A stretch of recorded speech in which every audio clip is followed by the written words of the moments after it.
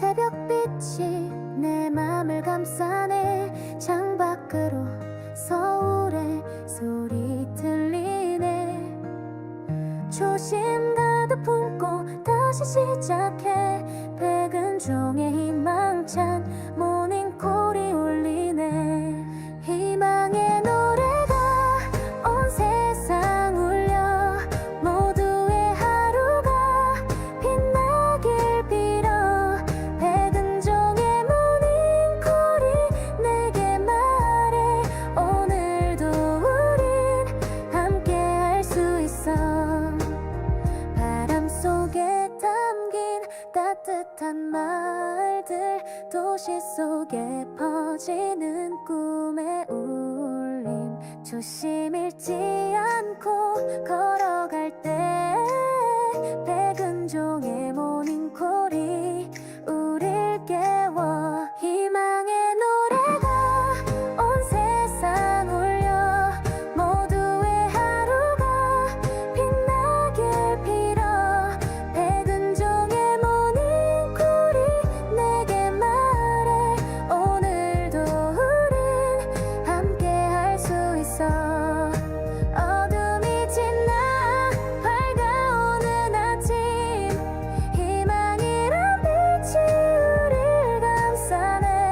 서울의 소리와 함께 춤추며 조심 잃지 않고 다시 꿈꾸네. 희망의 노래가 온 세상 울려. 모두의 하루가 빛나길 빌어. 백은종의 모닝콜이 내게 말해. 오늘도 우린 함께 할 수 있어.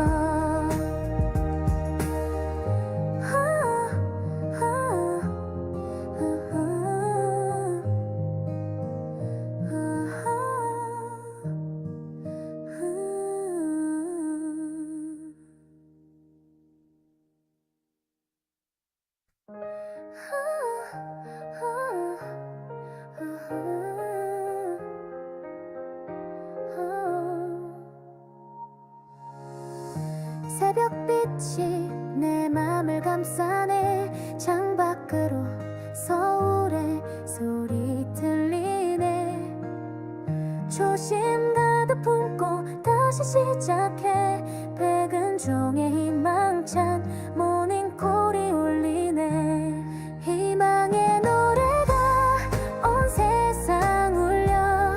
모두의 하루가 빛나길 빌어. 백은종의 모닝콜이 내게 말해. 오늘도 우린 함께 할 수 있어.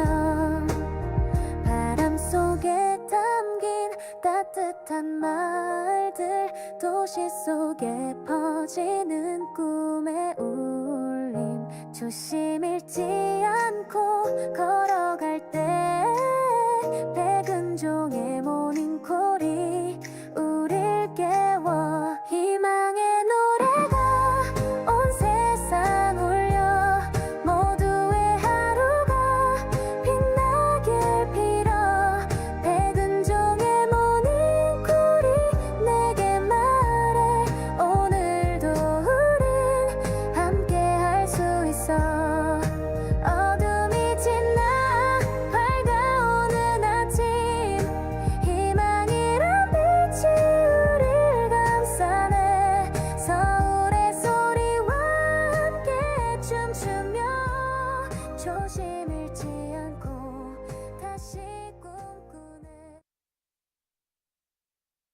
새벽빛이 내 맘을 감싸네.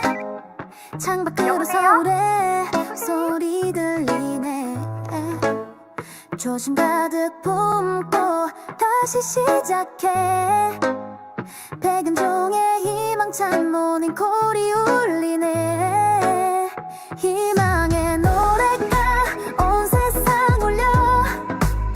모두의 하루가 빛나길 빌어. 진짜 대한민국을 위하여 조심 백운정의 희망찬 모닝콜 2025년 11월 10일 월요일 생방송으로 시작하겠습니다. 시청자 여러분 안녕히 주무셨습니까?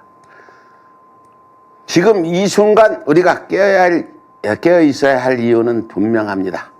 함께 행동하고 함께 바꿔나갑시다. 오늘도 조심 백운정의 희망찬 모닝콜 새벽에 문을 열겠습니다. 임명희 부대표님, 새벽에 나오시기만 안 들어요?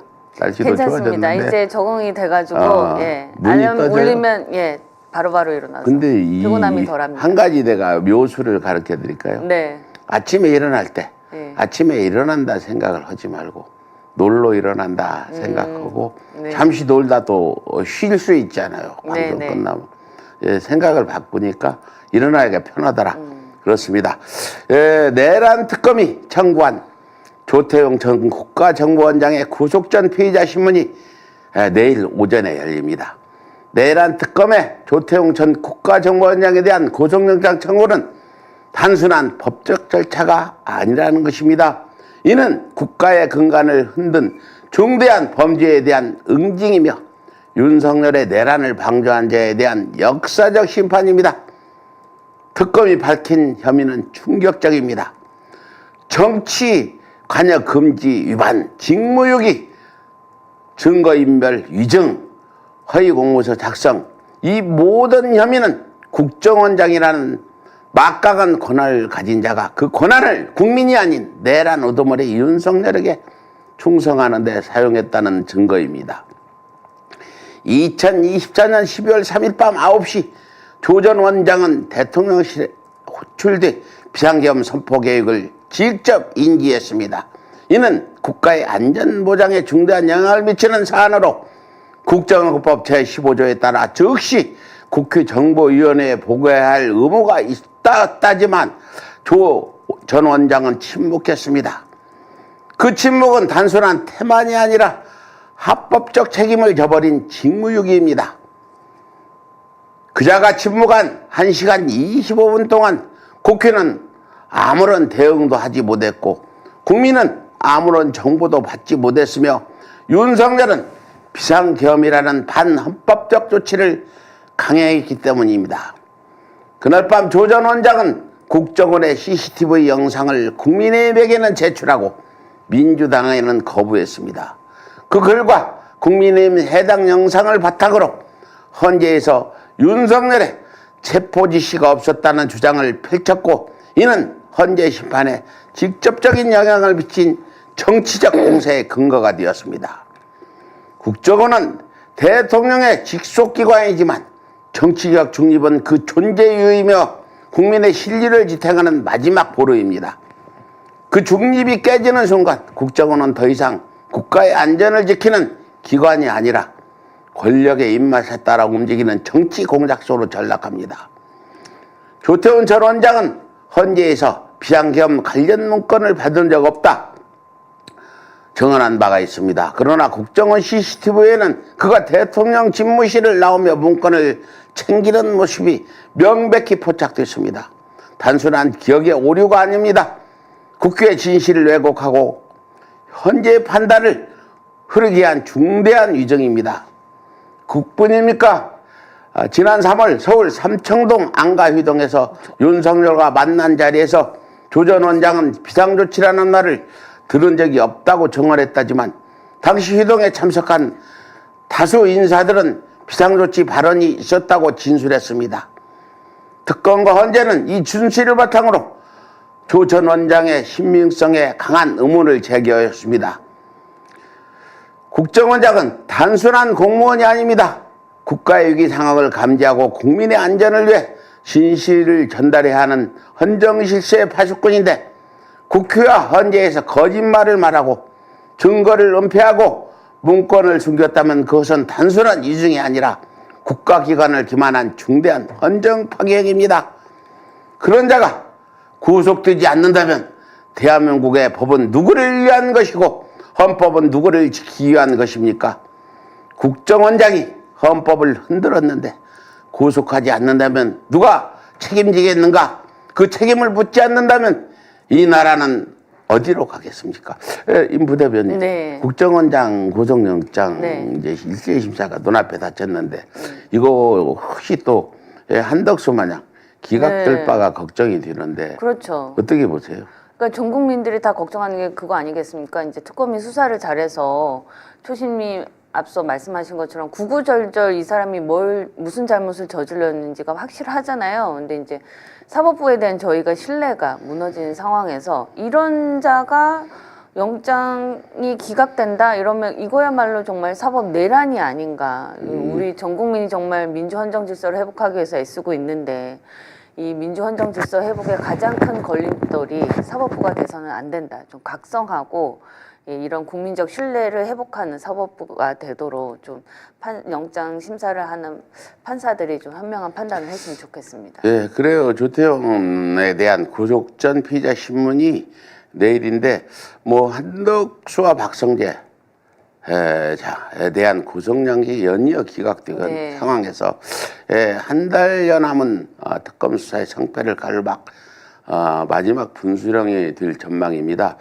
사법부는 내란 단죄가 있는 것이 맞느냐? 법원은 국민들의 목소리를 더는 의논하지 말아야 합니다. 박성재 장관에 대한 구속영장 재청구도 이번 주 이뤄질 것이라고 하니 부디 상식과 국민 눈높이에 맞는 법원 판단을 기대합니다. 초심 백은정의 희망찬 모니콜 시작하면서 오늘도 많은 분들이 새벽부터 오셨습니다. 흰둥이님, 외불러님, 그 혜리님, 정영애님 여러분들이 오셔가지고 아침부터 지금 밖은 깜깜한데 네. 방송을 듣고 계셔서 감사드리면서 오늘 김혜민 국민의힘 해체운동 대표 모시고 본격적으로 방송 시작해 보도록 하겠습니다.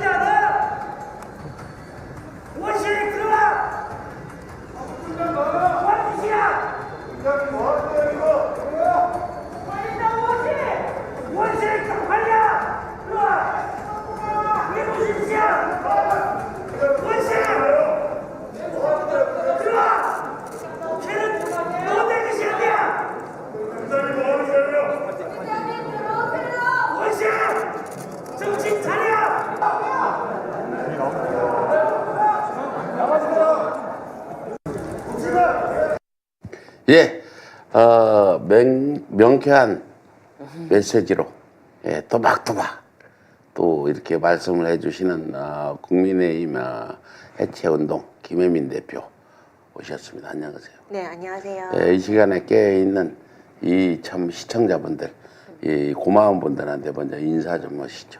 네.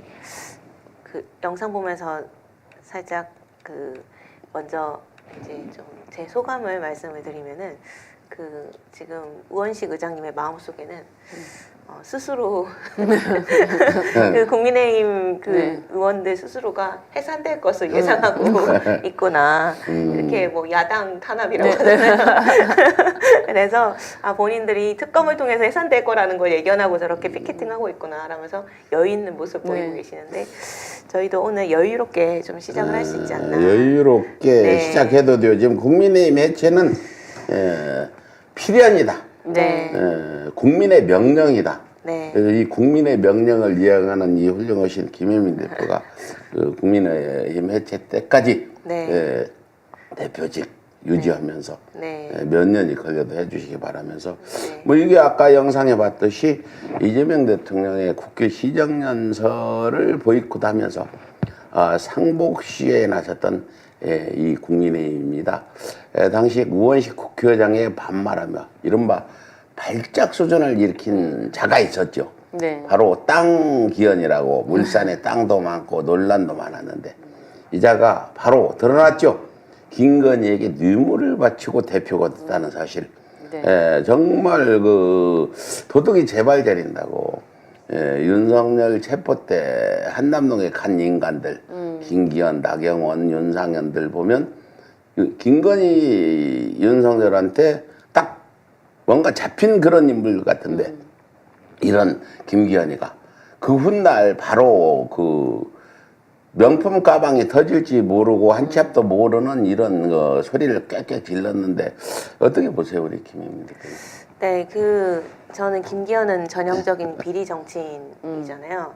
그 일감 몰아주기랑 뭐 이렇게 아파트 시행권 가지고도 네. 막 해가지고 그 울산시장으로서 그 동생 형과 이 형제들이 같이 집단적으로 비리를 저지르면서 울산에서 하나의 권력층으로 행사했던 인물들인데 이분들이 전부 다 이제 막 구속영장이 기각되고 불기소 처분되고 누가 봐도 판사 그 라인을 통해서 이 자기 본인들의 죄를 덮고 이렇게 했던 것이 눈앞 사실 딱 보기에도 그런 게 보일 정도로 네 그렇게 비리를 저질렀던 사람들인데 근데 이제 이번에 이제 그 명품 브랜드에 백을 압수했는데 거기에 그게 180만 원대라고. 네. 아니 네, 저는 합니다. 이런 성인으로서 명품을 잘 모르는 사람으로서 네. 로저 비비에 처음 들어봤어요. 이런 명품이 있었구나. 지금도 모릅니다. 네. 아니, 그래서 김건희로 인해서 모르던 네. 예, 몽클리에 디올백, 예, 뭐 네. 그런 명품 브랜드를 많이 공부하고 있습니다. 아, 네. 뭐 요즘 여성분들 명품에 대해서 김건희 때문에 전혀 관심 없던 분들이 디올도 알고 뭐도 알고 네, 뭐도 로저 비비에도 알고 처음 알고. 예. 많이 아시는 것 같아요. 그런데 우리 김혜민 대표는 그 전에 국회의원 보좌관도 했잖아요. 네, 네. 근데 김기현이가 대가성 없는 의례적 차원의 선물이다 이렇게 강변을 하고 있잖아요. 네. 그 국회에서 이제 100만 원대 선물이면 별거 아닌가? 그 가방에 한 100만 원 가나 보죠. 180만 원이라고 180만 원? 네, 하던데 근데 이게 정상은 아닙니다. 이게 저희 그 대한민국의 최저임금이 200만 원 정도 네. 그 중에 절반을 낼 수 있는 사람이 몇이나 되겠습니까? 그거를 통상적 선물로 낼 수 있는 사람은 없을 것이다라고 보고 그리고 이제 이게 사회적 예의 차원에서 선물을 한 것이라고 주장을 했는데 사회적 예의 차원에서 명품백을 선물하는 또 이 사례들이 얼마나 있겠습니까? 이게. 그렇죠. 네, 그래서 이거는 국회에서도 흔하게 보기 어려운, 네. 네, 거의 본 적이 없는. 그렇죠. 네, 그래서 이거는 김기현만 할 수 있는 그런 표현이고 사회적 예의라는 게 김기현만 할 수 있는 그런 뇌물이 아닌가. 네. 비리 정치인. 한 사람 더 김기현이. 있어요. 김건희도 할 수 있어. 그리고 이제 제가 개인적으로 생각한 거는 이게 그 김기현 대표의 당대표 당선을 도와주셔서 감사합니다. 메모가 나온 거잖아요. 네. 저는 여기서 어떤 생각을 했냐면은 이 백을 들어보지도 않았구나. 들어봤으면은 그 안에 뭐가 있는지 봤겠죠. 그 쪽지를 거기 뒀겠습니까, 그거를. 근데 저는 김건희는 그거 들어보지도 않았다. 거기서 진실을 하나 내가 이 네. 특종으로 폭로해. 네, 네. 김건희를 만나러 갔잖아요. 네. 여당 의원들 네. 올 때.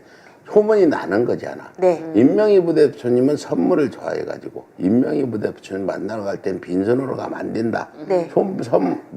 소문이 난단 말이야. 네. 임명희 부대표가 권한이 막강한 사람이라고 네. 했을 때 다들 들고 갈 거 아니야. 네. 김건희는 그냥 가면 안 된다는 소문이 쫙 나 있지 이미. 그렇죠. 주는 대로 받는다. 네. 그러니까 이제 뭐 만찬을 하든 오찬을 하든 갈 때 하나씩 쫙 들어다 주니까 김건희는 그거 받아서 홀떡홀떡 던져놓은 게 쌓여있던 거. 네. 뭐 이런 거 같은데. 네. 그렇죠. 실제로 이 로저 비비의 클러치백이더라고요. 이 네. 클러치백을 이제 공식 행사에 몇 번 들고 나온 또 사진까지 아. 또 네티즌들이 다 찾아냈더라고요. 그렇구나. 그 메모가 있었다는 거는 네. 그걸 그냥 뭐 수사 단계에서 뭐 그 메모가 모르겠어요. 그 네. 메모를 다시 넣어놨나?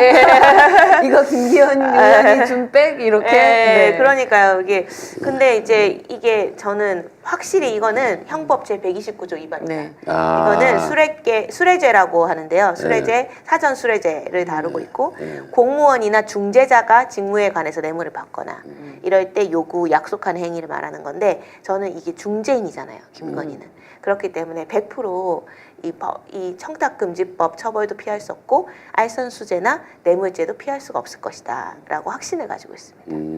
네.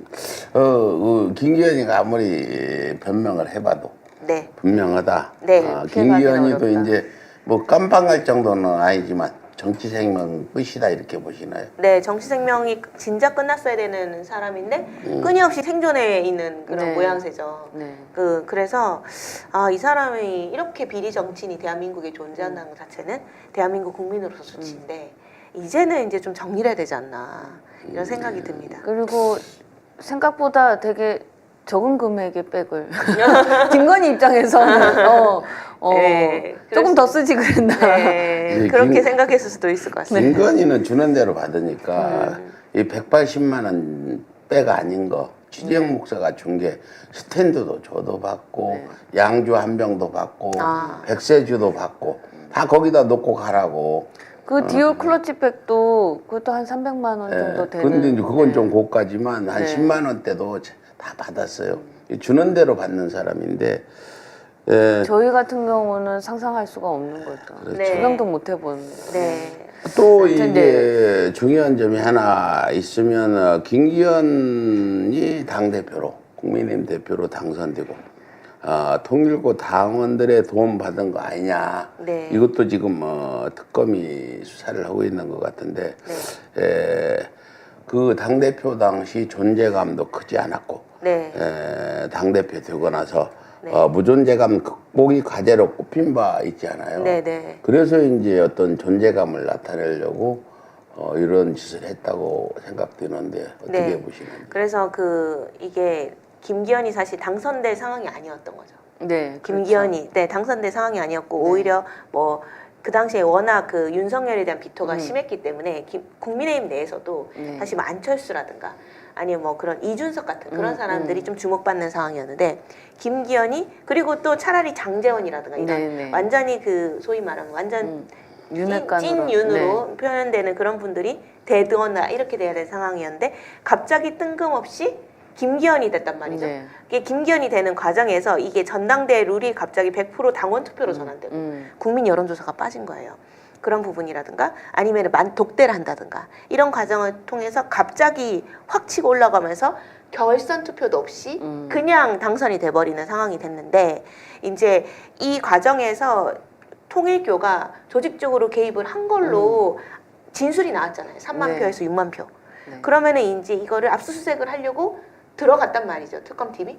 근데 그걸 계속 거부를 하니까 지금 국민의힘 당원의 아마 상당수는 통일교 당 간부들일 거고 그런 부분들을 확인을 하면은 사실 이거는 국민의힘 이꼴 신천지 또는 뭐 통일교라는 게 완전히 밝혀질 수 있는 상황이다. 또 통일 응징으로 또 가야 되겠네. 신천지 이만희가 네. 가평에 있다는 소식이 들어와서 거기서 거주하고 있다가 갈 예정인데 근데 지금 김기현이 대표가 될 수 없는 상황에서 됐다는 것도 명품백 하나만 가지고 그랬겠냐 이런 생각도 들어요. 네. 그렇지 않아.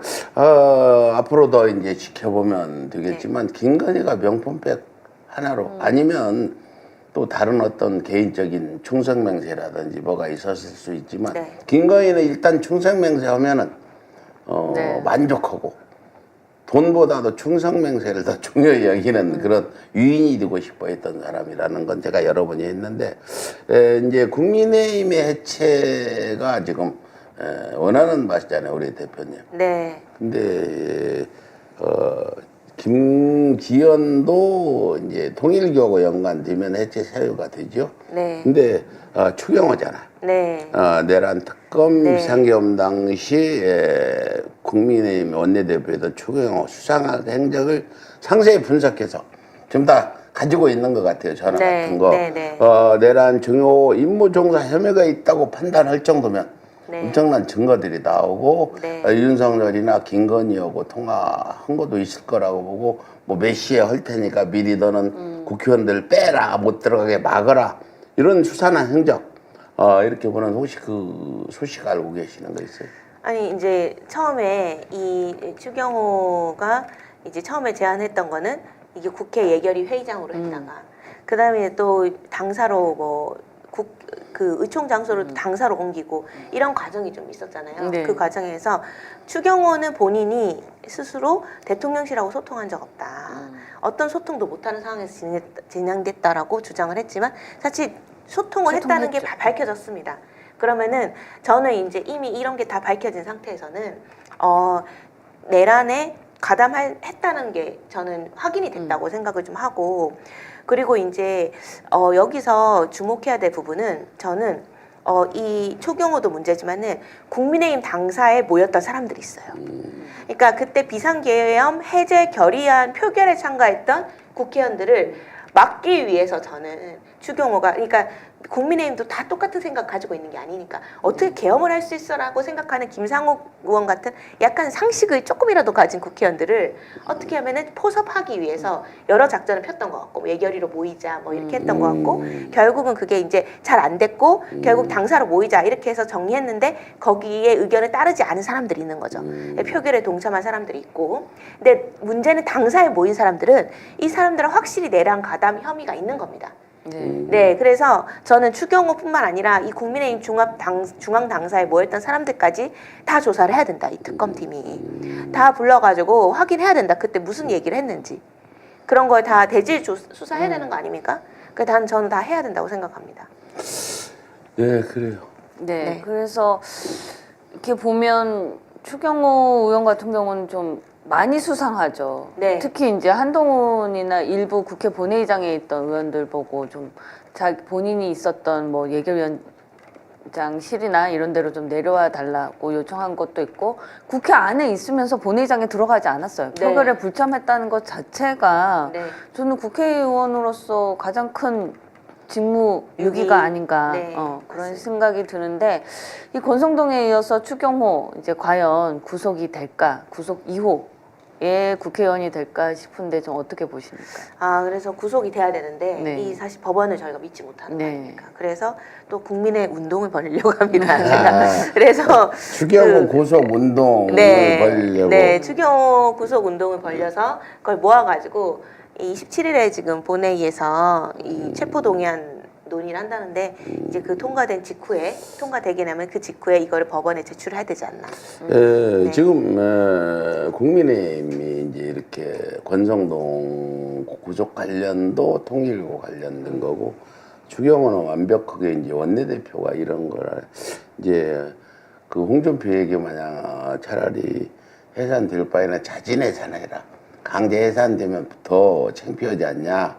이렇게 얘기했는데, 이 댓글에서도 그 국민의힘 지지자들이 우리 보고 지랄하고 있네 이 얘기하는데, 해영 그래요? 장님이 지랄하고 있네 이런 것도 있는데, 어쩔 수 없어요. 해산됩니다. 국민의힘은.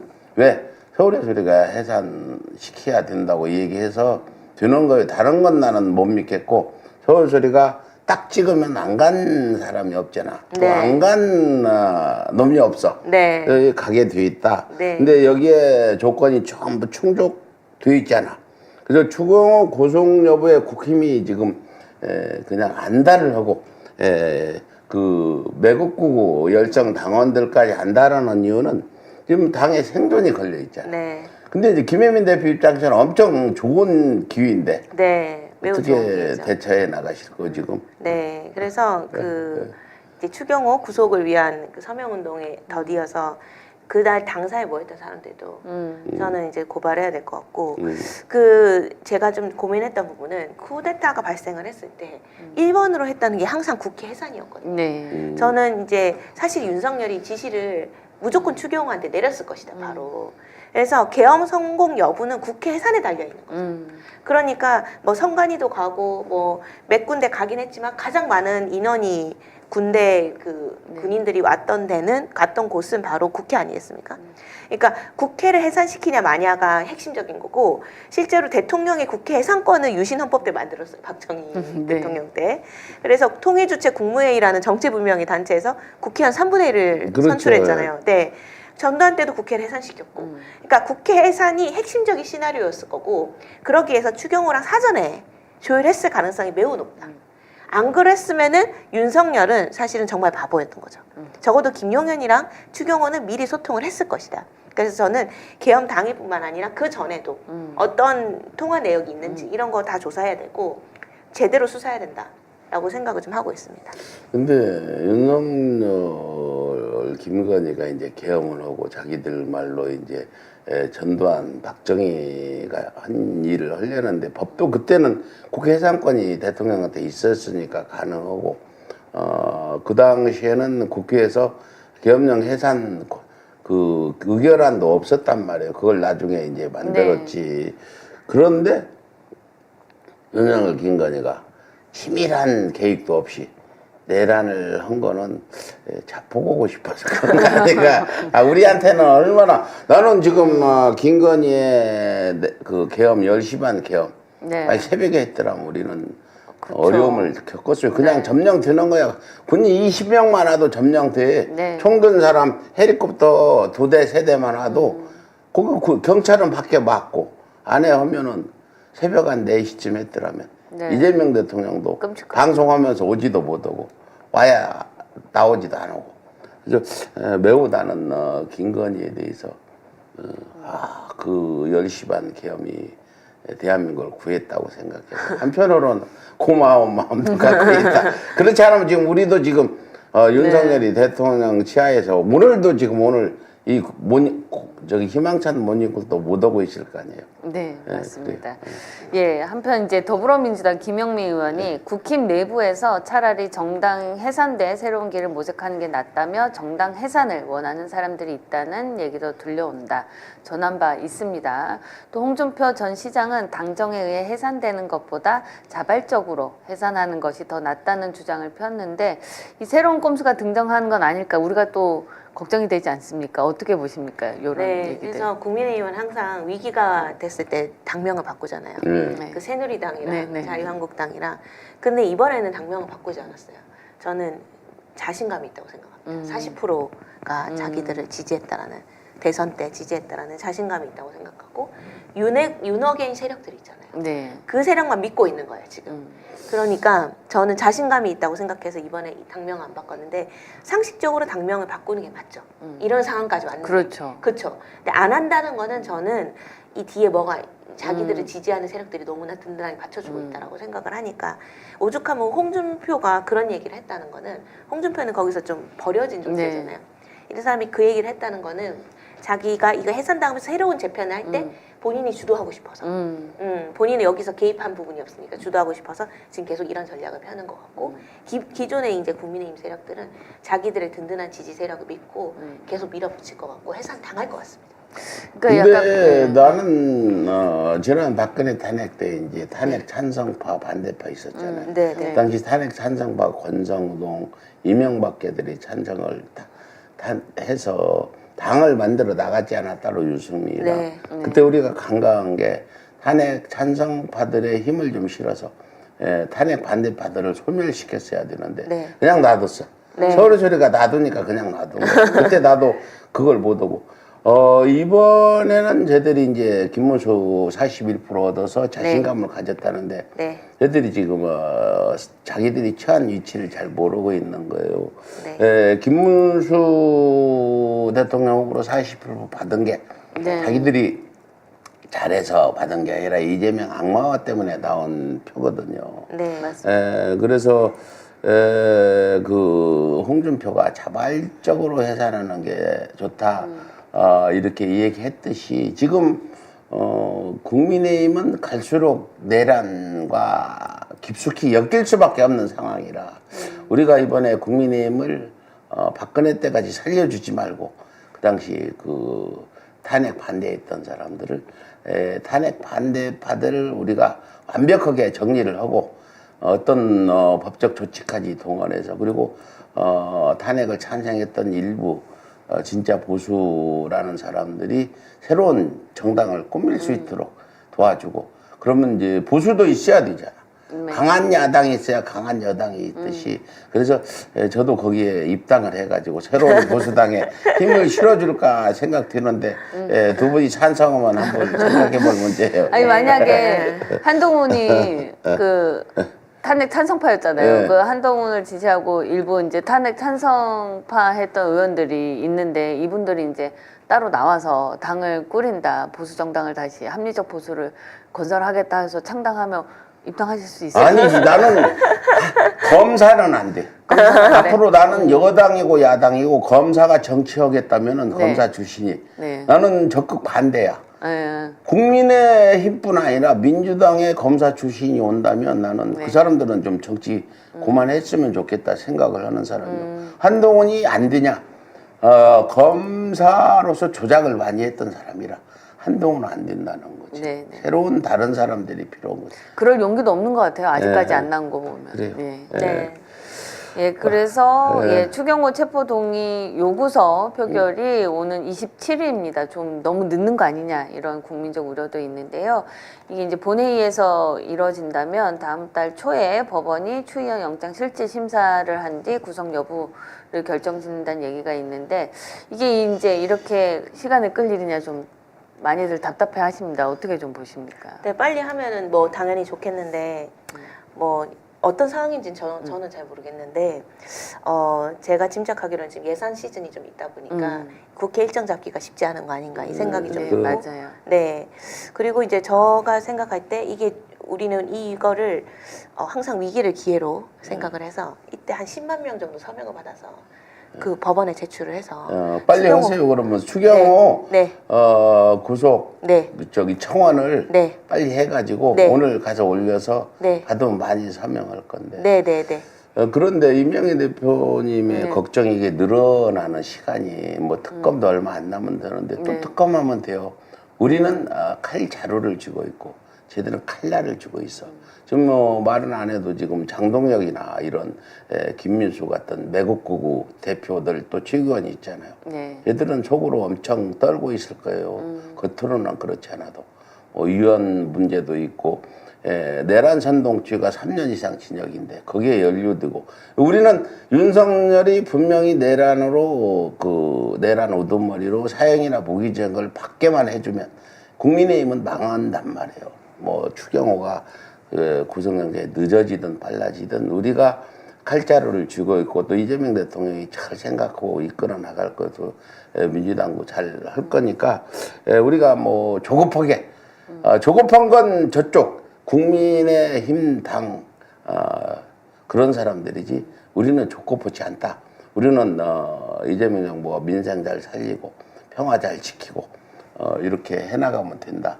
이런 생각이 들어요. 다들 빨리빨리 해야 된다. 그런데 한 가지 있어요. 잊으면 안 된다. 계속 추진해야 된다. 그리고 우리가 5시에 일어나는 거 아니에요.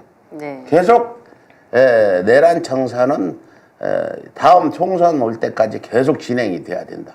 그래서 총선 때도 내란 청산을 외치면서 총선을 치르자. 어때요, 임명희 부대표님? 아유, 예. 아, 근데 또 총선이 이제 예. 하여튼 2년 반 남았는데요. 네. 그 시간도 또 너무 길다. 또 3년은 너무 길다가 또 온다. 예. 뭐 그런 생각이 이거 듭니다. 그래요.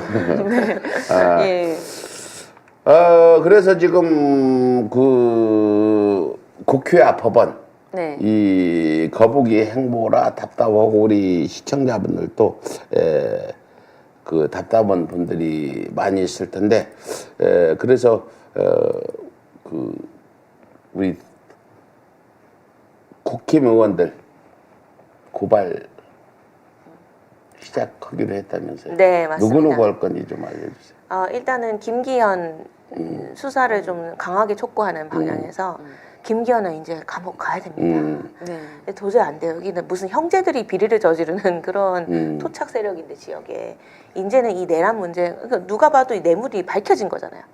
이게 무슨 의도가 있었냐, 뭐 목적이 있었냐 이런 거에 대해서 증거가 있냐, 뭐 이건 두 번째 치고 일단 뇌물을 준 거고 대통령실은 원래 정치 개입을 하면 안 돼요. 정치 개입을 해버린 거잖아요. 정당의 정치 개입을 해버렸단 말이죠. 그러면 이 부분에 대해서 같이 사실은 이 묶어가지고 저는 무조건 감옥을 보내야 될 것 같고 플러스해서 아까도 말씀드렸지만은 그 당사에 모였던 의원들 그리고 계속 윤석열의 구속을 막았던 의원들 저는 다 고발을 해서 한 명 한 명 다 수사를 해야 되는 거 아닌가 그런 생각이 드는데 이게 이제 국회에 보면은 특검법이 있잖아요. 네. 특검법 보면은 명시가 돼 있긴 해요. 근데 그게 구체적이지 않고 우선순위에서 밀릴 수 있다고 생각해요. 왜냐면은 지금 뭐 당사 압수수색도 안 되니까.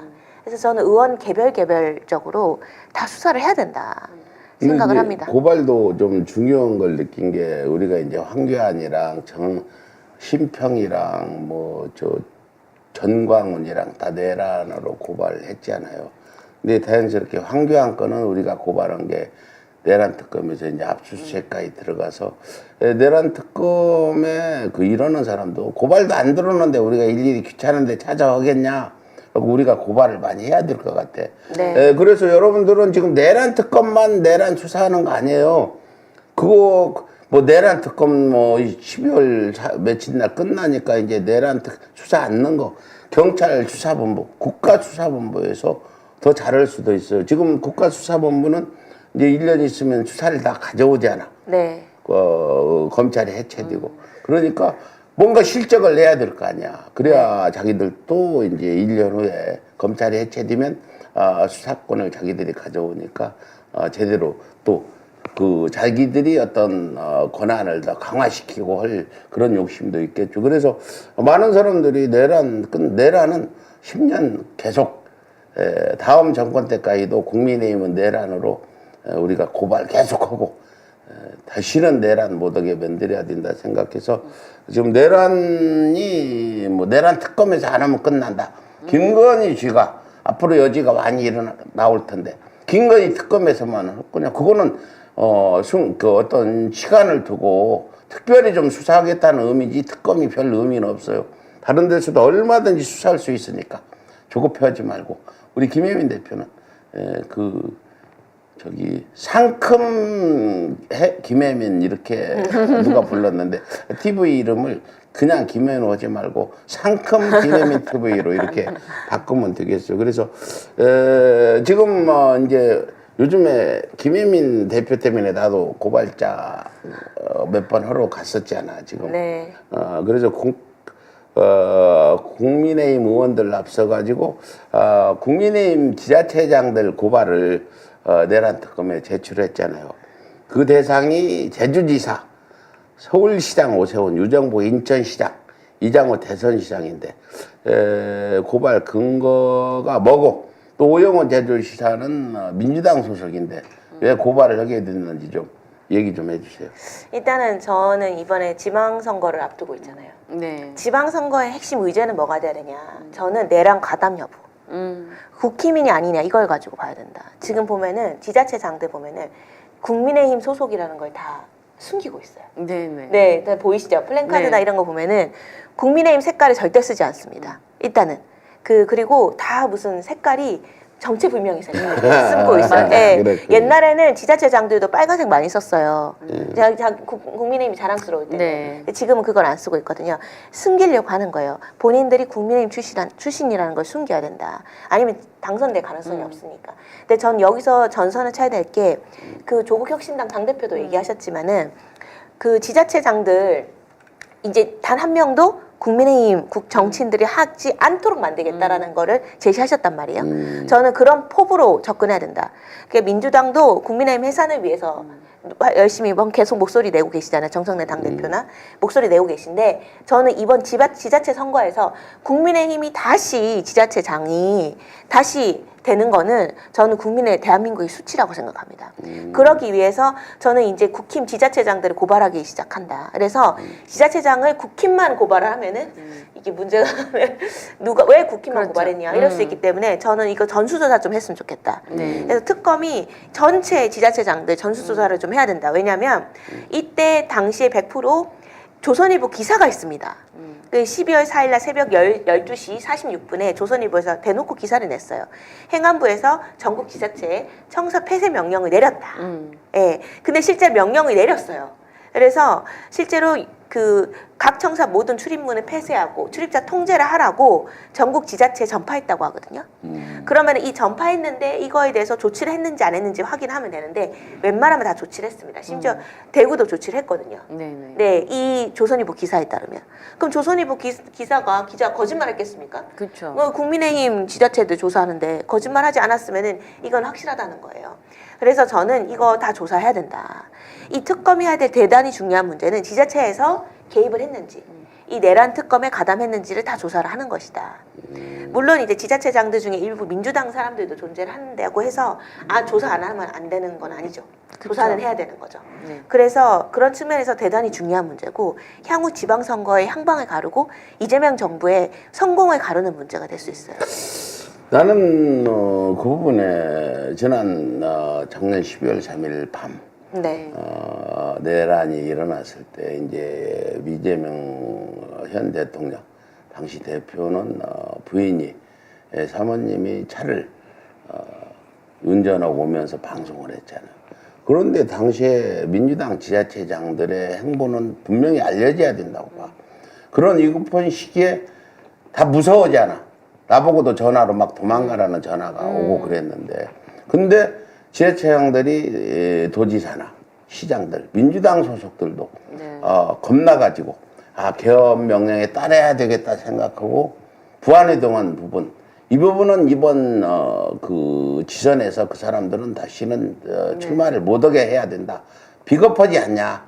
나라가 위기에 처했을 때 시장이나 도지사들이 그 윤석열의 내란에 겁이 나서 부안이동하고, 서울에서 우리는 부안이동 안 하고 갔잖아요, 국회로. 네. 오지는 못했을 망정 거기서 이건 아니다 하고 입장 발표는 못했을 망정 나와서 패시는 안 된다, 우리는 안 하겠다, 이 정도 해야 되지 않나 생각되는데, 임명희 부대표님 네. 이 부분에 좀 저는 당연하다고 보고요. 이거는 뭐 당적을 떠나서 내란에 가담하고 이거에 대해서 어떻게 대처하느냐는 반드시 국민들의 심판을 받아야 된다고 생각합니다. 실제로 이제 김동연 도지사 같은 경우는 이거는 불법 계엄이다라고 반대하는 의사를 SNS에 분명히 올리기도 했잖아요. 그렇게 대응할 수 있는 부분인데, 이 오영훈 제주지사 같은 경우는 민주당 소속임에도 불구하고 이제 실제로 그 청사를 이제 폐쇄하는 거에 따르는 행위를 한 거잖아요.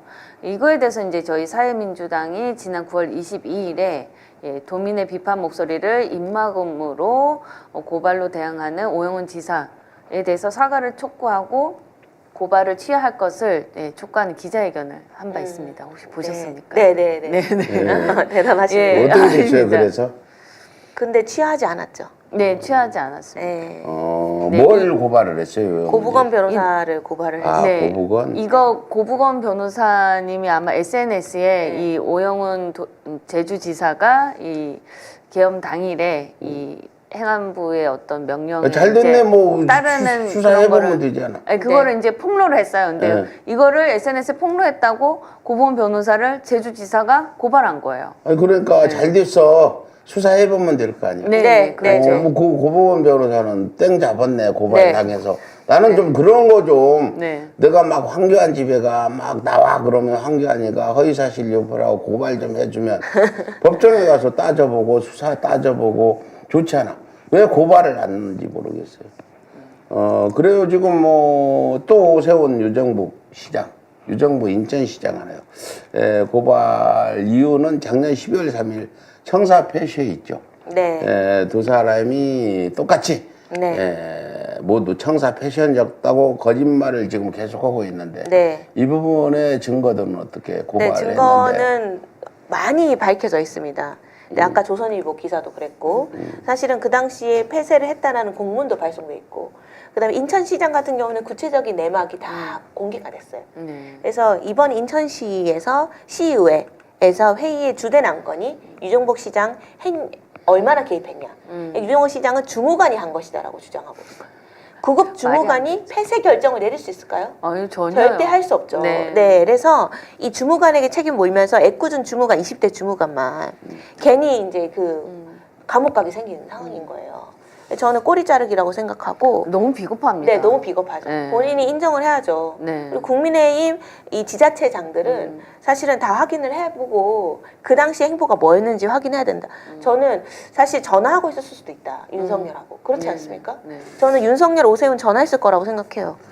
네. 그런데 나는 지자체장들이 윤석열이 임명하거나 윤석열의 영향권에 있던 지자체장들, 윤석열이 내란했으면 쌍술대로 환영하고 네. 폐시하고 당연히 했는데, 네. 해야 했겠죠. 네. 당연히 오세훈 같은 네. 사람도 네. 잘했다 내란 이렇게 하고 네. 반대 입장 내기는커녕. 네. 근데 그 사람들이 폐시를 하고 내란에 부안이동 했을 때 죄가 되나요, 그게? 그러니까 이제 이건 것 같아요. 그러니까 옛날에는 지자체가 없었잖아요. 80년대까지는. 근데 90년대 지자체가 생겼잖아요. 지방자치단체. 그래서 지방의 정치는 기본 지방자치단체가 하는 거잖아요. 그렇죠. 그러면은 국회가 폐쇄됐을 때 국회가 만약에 해산됐다고 하면은 아마 시민들은 100% 지방자치단체에 모였을 거예요. 근데 그거를 미리 예견해서 폐쇄 명령을 내린 거예요. 맞아요. 행안부는. 이상민 장관이 지시로 내린 거라고 생각하고 이거는 대단히 엄중한 문제다. 나중에 또다시 쿠데타가 일어나면은 100% 이대로 한다. 그게 죄가 되냐고. 네, 죄가 되죠. 무슨 죄예요? 부안해동이죠. 부안해동. 네. 형량은 얼마나 돼요? 그건 최소 3년 이상입니다. 부안해동도 3년 이상이야? 네. 저기 이 사람들도 내란해동, 크네. 네. 아, 내란 선동하고 똑같은 형이네? 네. 아, 죄가 무겁구나. 네, 부안해동. 3년이 5년 이건- 이상이라고 돼 이건 있어요. 꼭 짚어야 돼요. 그래야 네. 다음 내란 있을 때 부안해동 안 하지. 그렇죠. 그래서 특히나 민주당 소속은 더 확실하게 네. 밝혀서 네, 맞습니다. 가야 혼이 돼. 나야 됩니다. 이거는 다음을 위해서 일월백계를 해야 되는 부분이야. 네. 그 사람 미워서라기보다 역사의 심판을 또 역사의 기록을 위해서 네. 해야 돼. 네. 민주당 지자체장도 조사를 하고 네. 해야 된다 이렇게. 그리고 이런 의혹이 생각하죠. 있는 인사를 네. 공천하면 안 됩니다. 그럼요, 저는 공천은 안 되고. 당내에서도 좀 엄격한 기준을 적용해야 된다고 봅니다. 네. 네. 그래서 이어서 또 보면 이 대전의 이장우 시장을 보면 이번은 그래도 청사 폐쇄를 인정하고 있죠. 네.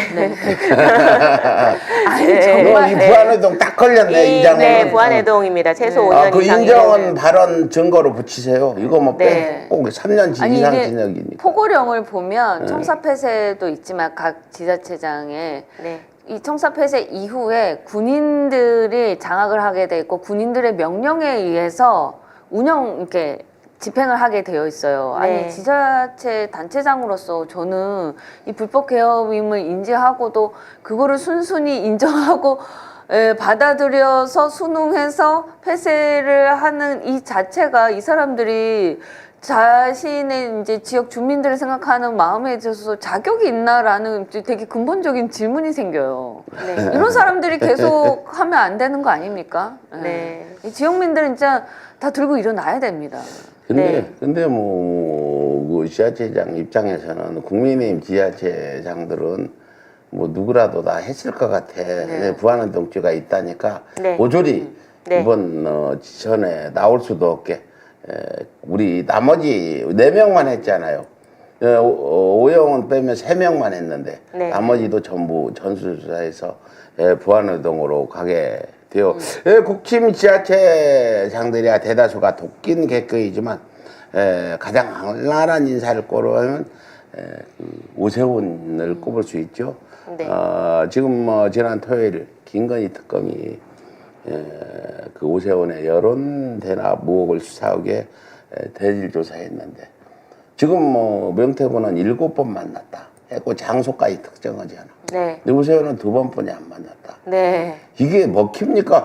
대한민국 수사관들이 바보인가요? 명태군은 막 엄청나게 몰아붙이고 지난번 국정조사에서도 면전에 대고 막 해대도 아니 변명 한마디 못하고 나중에 가서 뭐 언론사에 가서 뭐 어디서 뺨 맞고 어디 가서 눈을 긴다고 그런 짓을 해왔는데 오세훈은 이 명태균 때문에도 뭔가 지금 피의자 신분이잖아요. 네. 근데 이상하게 명태균도 피의자 신분이야 맞는데 봐줬나 봐 명태균은. 명태균은 참고인, 오세훈은 피의자 신분인데 네. 이 부분은 왜 그런가요?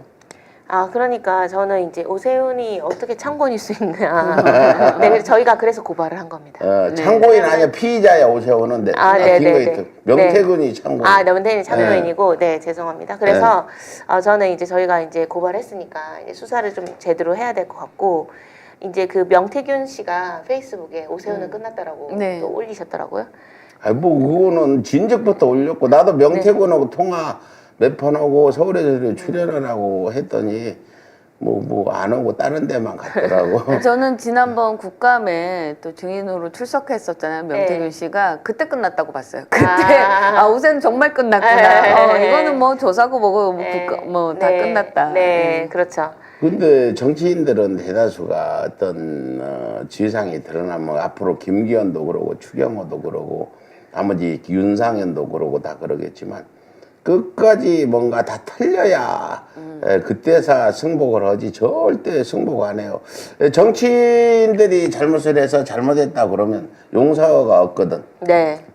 그래서 잘못했습니다. 용서해 주십시오. 뭐 용서하는 게 아니라 잘못했습니다. 그러면 또 감옥 가 하고 바로 이게 정치거든. 그러니까 끝까지 검찰에 불려 들어갈 때도 그 시인을 안고 나올 때 수갑차고 나오지 않아. 근데 일본은 이제 다른 문화가 있어요. 정치인들이 그렇게 부끄러운 일이 있으면 정말 극단적 선택을 하는 경우가 많았지. 근데 이제 우리나라는 부끄러운 줄도 모르는 것 같아. 뭐 그렇게 해서는 안 되겠지만 네. 어떤 그런 걸 바랄 순 없지만. 양심을 좀 부끄러워하는 이런 행위도 거의 없어요. 우리나라는 그렇더라고. 그래요. 계속해서 또. 네. 그래서 오세훈 시장이 이게 언제까지 거짓말 할 수 있을까? 저는 버티기 힘들다고 보는데, 이 뭐 카메라 앞에서 어떻게 굉장히 여유 있는 척 미소를 보이기도 하지만, 이 오세훈 식의 이런 이미지 정치에 많은 국민들이 좀 분노하고 있는데, 또 오세훈 대표에게 하고 싶은 말 있으실 것 같습니다. 네. 네. 그래서 사실은 본인이 지금 서울시장이 될 수 없는 사람이에요. 네. 그러니까 나경원이 이긴 거 아닙니까? 네. 사실 불법 여론조사. 세상 억울해야 될 사람. 네네네. 네, 그렇죠. 나경원이죠. 네. 이제 사실 이게 불법 여론조사 사건이 드러나면 상식적인 정당이면은 그 안에서 싸워야 돼요. 맞아요. 네, 우리가 싸울 필요가 없어. 그 안에서 야 알고 보니까 내가 서울시장 했어야 되는데 감히 네가 됐네. 이거 가지고 그게 상식인데 지금 보면은 아무도 싸우지 않아. 이거 가지고 다 했다는 겁니다. 네. 네, 그러니까 돈을 얼마나 썼냐에 따라서 결정되는 구조였다. 본인들도 불법을 했을 거고 네. 다 불법을 저질렀기 때문에 말을 못 하고 있다. 저는 그래서 불법 여론조사로 점철된 정당이다. 이거는 반드시 해산돼. 이거 하나만으로도 해산 사유가 되는 건데 지금 이 해산을 시키지 못한다는 게 너무 부끄럽다. 대한민국 국민으로서 이런 생각이 들고 오세훈 시장이라고 말 붙이기도 좀 네. 거의 부끄러운데 지금 삽질을 너무 많이 하고 있어요. 한강버스 이거 어떻게 할 겁니까?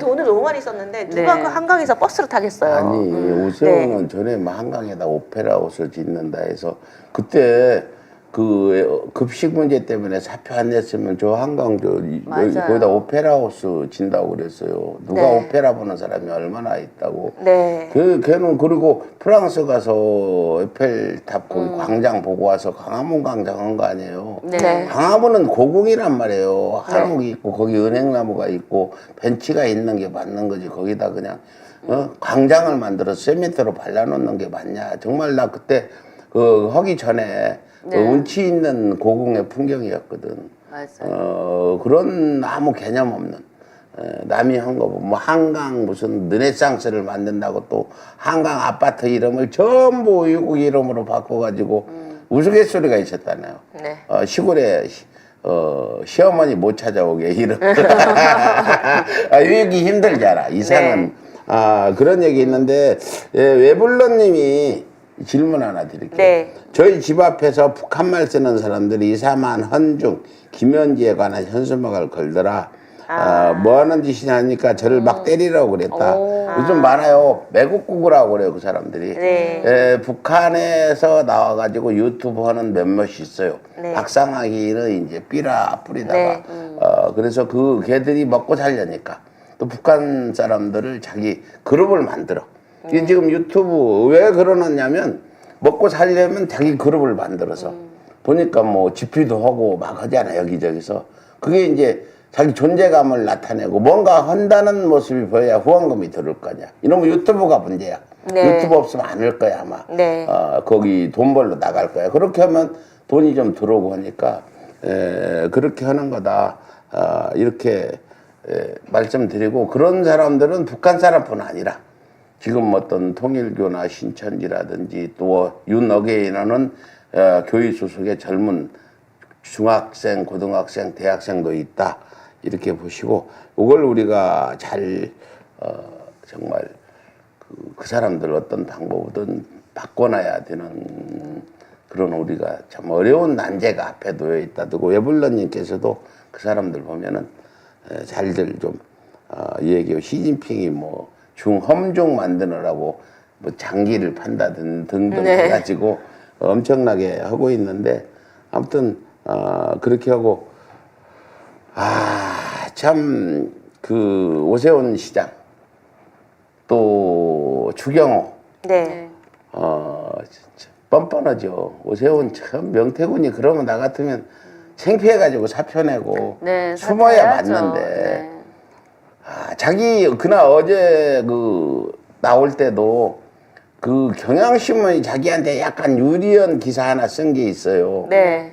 그거 들고 나타났죠. 얼마나 뻔뻔해. 그거 딱 들고 나오지 않아. 그게 무슨 이상한 경향신문이 뭐 이게 확정된 거 아니다, 뭐 확인 안 됐다, 뭐 이런 걸 그 명태군을 약간 비판적인 기사 쓴 걸 딱 그 들고 나오는 이런 참 생기기는 그렇게 안 생겼는데 비열한 건데 두 분 오세훈을 어떻게 했으면 좋을지 우리 임명희 부대표님부터. 네, 아니 뭐 법적 처벌해서 네 그리고 오세훈 시장은 사퇴하라고 하면 사퇴 안 하겠죠. 지금 어떻게든 버티고 있는 건데 다음 시장 선거는 이제 끝났다. 예, 그리고 국민의힘도 공천할 생각하면 안 됩니다. 네. 네. 우리 김 대표님 오세훈 어떻게 하실까요? 좀 전- 책임지고 좀 어떻게 해봐요. 아니 저는 이제 오세훈이 최근에 또 이 큰 삽질을 좀 하고 있습니다. 네. 무려 그 지하에 대심도, 그러니까 아. 지하 깊은 곳에 빗물 터널을 짓겠다고. 그래가지고 강남부터 해가지고 네. 지금 지하에 막 촘촘하거든요, 지하철들이. 근데 그 9호선도 엄청 미치잖아요. 네. 7호선도 엄청 미치고 그 아래에 빗물 터널을 만들겠다고. 어, 비 그래서- 오면 물난이 나니까. 네, 네, 네. 그래서 이게 비과학적인데 그걸 지금 강행하고 있어요. 왜 지금 강행하고 하고 있어요? 있냐? 박원순 지우기 때문에. 아, 그래서 전문가들도 신뢰를 못 합니다. 네. 이거 짓는다고 해서 수조가 들어가거든요. 이게 지금 서울시민 세금이 들어가는 거예요. 네, 네. 근데 그럼에도 불구하고 이걸 강행을 하고 있어요. 아, 아무 점 이게 막 몇천 페이지 되거든요. 아무도 읽지 않으니까 이 근거 자료. 네, 네. 근데 이제 그 이런 것만 하나 보더라도 저는 오세훈이 있는 것 자체가 국민 불행이고 서울 시민 불행입니다. 서울 시민분들 이 지금 오세훈이 한강버스 한다고 돈 못 많이 썼죠. 그리고 지금 대심도 터널 한다고 해서 이게 대심도 터널 짓는다고 해도 이 최고 수심 있죠. 사고 그러니까는 뭐 이렇게 포가 내렸을 때 수심이 2.8에서 2.2로 떨어집니다. 예. 오세훈 그 얘기 정도밖에- 여기까지 네. 하고 네. 빨리 처리해 주시기 바라면서 네, 네, 네. 우리 김혜민 대표의 전공 네. 이분이 이제 카이스트 네. 나오신 분이잖아. 그래갖고 뭐 R&D 예산 이런 것들 네. 많이 지금 중요하다. 네. 내란 청산 못지않게 우리 미래를 네. 위해서는 네. 이런 예산들을 확보해야 네. 된다. 네. 그런데 이제 이 대통령이 지난 7일 과학기술에 대한 대대적인 투자를 약속했잖아요. 네. 우리 김혜민 대표한테도 약속했는지 R&D 예산 늘렸다고 상상하지 못할 정도로 늘렸다 했는데 어떻게 얼마나 늘리고 그 어떻게 제가 된 이재명 겁니까? 대통령께 옆에 계셨으면 꼭 얘기를 했을 텐데 그게 상상하지 못할 정도로 R&D 예산 늘렸다 이게 핵심이 아니고 그 당시에 삭감된 예산들 복원하겠다. 네. 이게 아. 무슨 소리냐면은 제가 이제 기사 쓴 것 중에 하나 고스트레이트에도 나왔지만은 이제 제가 이제 연결을 시켜드린 거죠. 뭐냐면은 자 대한민국의 가스터빈이라는 게 있어요. 이게 가스터빈이 발전소의 핵심적인 부분이에요. 네. 이게 없으면 안 돼요. 근데 이 가스터빈이 2019년도 돼서야 국산화됐습니다.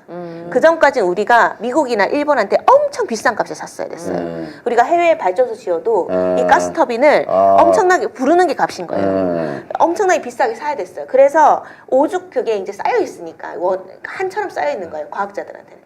그걸 국산화한 거예요. 2019년. 엄청난 일을 한 네, 거네요. 그렇죠. 박수. 그래 수출을 이제 그래 이번에도 수출하거든요. 네. 그럼 중요한 건 이제 거기서 국산화의 핵심 뭐냐면은 모든 부품이 국산화예요. 네. 그렇죠. 그래야 진짜 국산화잖아요. 그렇죠. 그거를 위해서 과제를 하고 있었는데 그걸 또 삭감을 한 거예요. 아, 90% 삭감했습니다. 그래서 수억을 들여서 그 기계를 만들어놨어요. 터빈 기계를. 그러면 실험을 해야 되잖아요. 네. 실험하기 전에 삭감해버린 거예요. 90%를. 어, 그래서 그러면은 이게 지금 방치돼 있단 말이에요. 네, 네. 그러니까 지금 윤석열 정부의 문제를 극복하는 차원에서 뭘 해야 되냐면은 그때 삭감됐던 90% 80% 삭감될 때 평가 없이 삭감이 됐거든요. 그거 다 조사해가지고 복구할 수 있는 거 복구해야죠. 왜냐면 그게 썩어요. 상상할지 못할 정도로 많이 늘린다고 했으니까 늘려주시겠지. 그게 이제 늘리는 방향이 삭감됐던 새로운 거 것을? 신규를 만드는 게 중요한 게 아니고 그때 받은 상처들이 많단 말이에요. 과학자들이. 근데 이재명 대통령이 정말 좋은 말씀했어. 설거지 끄는 권리를 주겠다.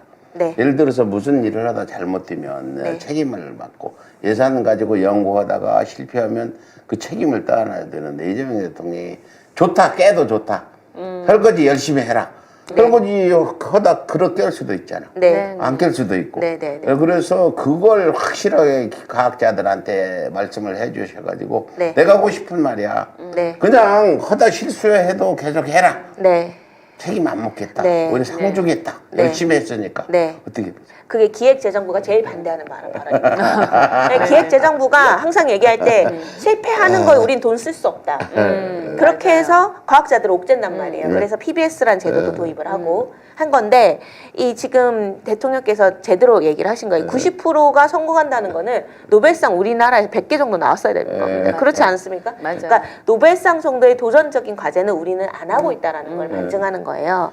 근데 그거에 대해서 기재부는 결사 반대할 겁니다. 기획재정부. 예, 전문공이 나오니까 말씀이 더 빨라지고 그런데 질문 마지막 질문 해줘요. 아니, 예, 그래서 똑같은 얘기인데 설거지와 같은 맥락으로 이렇게 어려운 분야에서 새로운 길을 내는 일에 실패하면 어떤가? 네. 실패를 용인해야 제대로 된 연구 개발이 가능하다. 그래야 네. 나라가 흥한다. 이 같은 네. 맥락으로 예, 네. 계속 말씀해 주신 건데 저는 이것이 이재명 대통령의 가장 큰 의지를 보여준 것이 네. 아닌가 싶은데 좀 아니요, 어떻게 그게 보셨습니까? 장점이에요. 네. 네. 누구나 할 수 없는 거거든요. 네, 이런 것들은 내가 어려움을 겪고 실패를 해본 사람만 네. 가능한 거야. 네. 흔히 살아온 사람들은 왜 실패? 돈 아까운데. 그런데 내가 실패를 보고 어렵게 살아온 사람은 그 과정을 알기 때문에 네. 할 수 있는 일이다. 그런 대통령 지금까지 없었잖아요. 네. 실패해도 좋다 하는 대통령. 네. 어떻게? 그래서 그 실패 연구소 이런 게 있는데 이제 저는 실패도 연구해야 된다. 네. 그래서 그렇게 해야 우리가 성공할 수 있다. 얼마나 많은 실패 토대 위에 지금 과학 기술이 만들어졌는지 이거를 이제 저는 이제 주목을 해야 된다 생각합니다. 야, 그래요. 이제 시간이 다 됐으니까 끝으로 또 이제 일주일에 매주 한 번씩 나오나요? 아니요, 2주에 한 번씩. 2주에 한 네, 번. 네. 2주에 한 번. 네. 다음 주에 또 나오실 텐데 우리 시청자분께 네. 각오의 말씀을 좀 해주세요. 그 국민의힘 해체 대표는요 각오가 남달라야 돼요. 네. 그 각오의 말씀 인사 좀 해주세요. 아, 네. 그래서 그 이제 제가 오다 보면은 그 청소하시는 분들이 계세요. 새벽 5시에.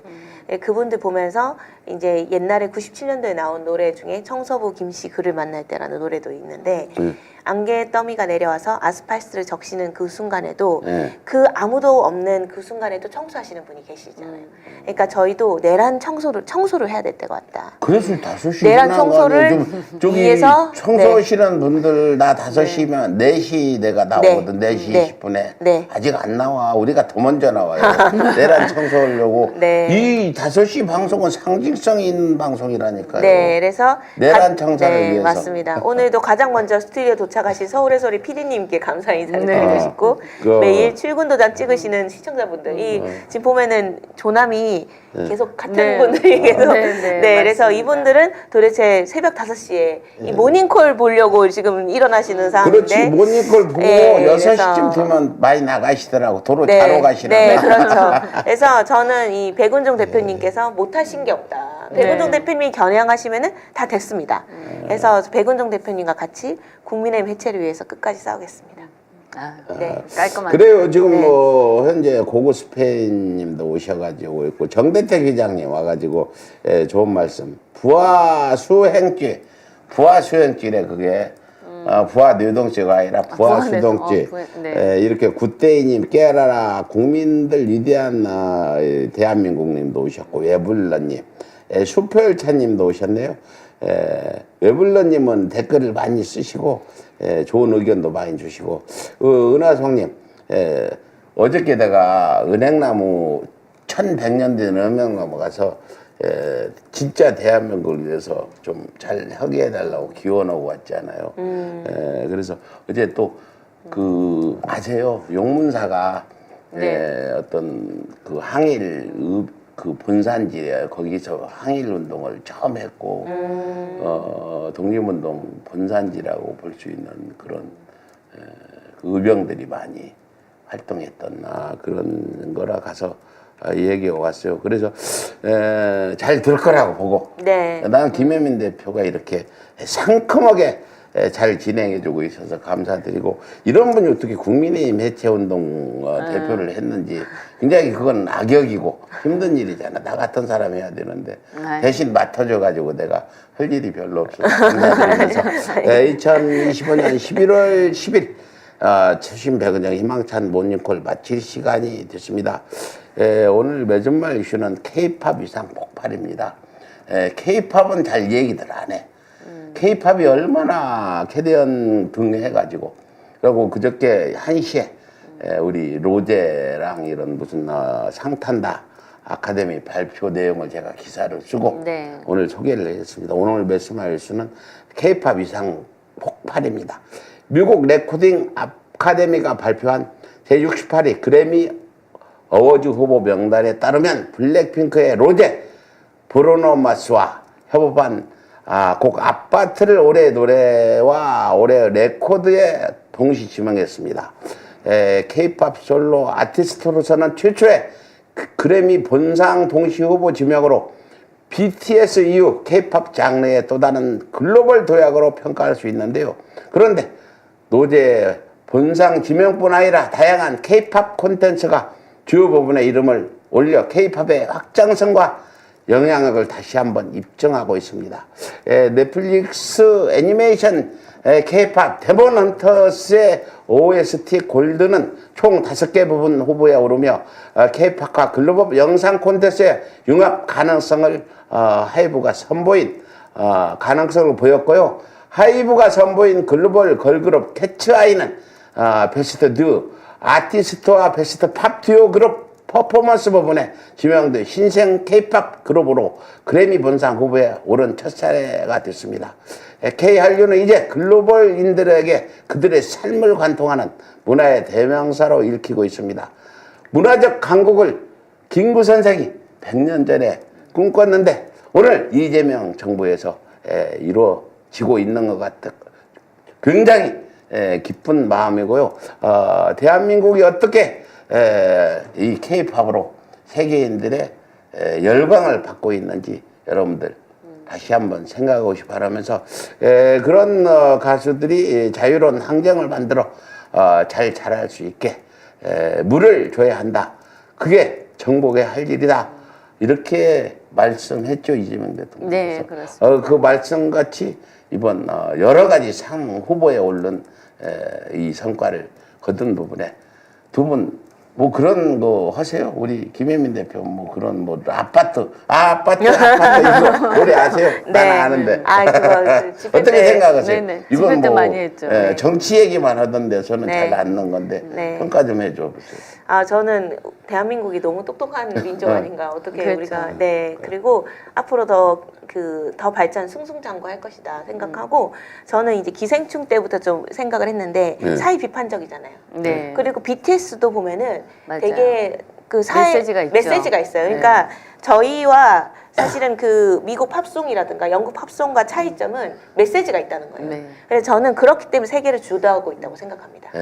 우리 저기 네. 부대표님 어떻게? 저는 이 대한민국의 저는 흥의 민족이라고 생각하거든요. 이 대한민국의 흥을 이제 전 세계가 드디어 같이 즐길 수 있는 그쵸. 준비가 막 됐구나. 그 노래만 너무 나오면, 좋잖아요. 그러니까 움직이면. BTS 같은 경우는 한 21년부터 3년 연속 이제 그래미 후보에 올랐지만 수상은 못 네, 했거든요. 못했죠. 근데 이번에는 좀 수상할 수 있지 않나. 너무 이제 전 세계적으로 사랑을 받고 있기 때문에 우리 국민 여러분들이 많이 응원해 주시고 우리 아티스트 여러분들도 진짜 애쓰고 계신다 좀 응원을 드립니다. 그래요. 한국에서 시작된 음악 장르를 넘어 글로벌 협업, 콘텐츠 융합, 기술 기반의 확장을 통해 그래미 본상 무대까지 진출하는 문화산업의 선도자로서 자리매김하고 있는 K-팝과 아티스트들의 선전을 기대하면서 조심 백은정 희망찬 모닝콜 오늘은 여기까지입니다. 내일 새벽 5시 더 나은 대한민국을 위한 좋은 소식들로 다시 인사드리겠습니다. 우리 시청자 여러분들의 하루가 희망차고 따뜻하시기를 바라면서 우리 안녕히 계십시오. 우리 한번 웃어야지. 네. 하하하하. 좋은 하루 더 많이 되세요. 웃어요. 그래 아침에 기분 좋지. 네.